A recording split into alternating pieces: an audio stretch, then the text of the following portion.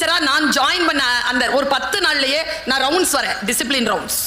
அப்போ 10th standard இடம் காலியா இருந்தது, கிளாஸ்ல டீச்சர் இல்லை. பிள்ளைங்க சத்தம் போட்டிருந்தாங்க, நான் உள்ள நுழைஞ்சேன். எடுங்க புத்தகம் எடுங்க. புத்தகம் எடுத்தாங்க. என்ன சப்ஜெக்ட் எடுத்து பார்த்தா ஒழுக்கமுடைமை. டீச்சர் வரலையா? வரல. எத்தனாவது பாடம் நடத்தியிருக்காங்க? 3 நடத்தியிருக்காங்க. 4வது நான் நடத்தவான்னு இப்படி கேட்குறேங்க. சரின்னுதுங்க பிள்ளைங்க. அதுக்குள்ளே டீச்சர் வந்துட்டாங்க. நேராக வந்துட்டு, நீங்கள் பிடி டீச்சர் தானே, என்ன கையில் புக்கு உங்க வெளியில். அவங்களுக்கு தெரியாது.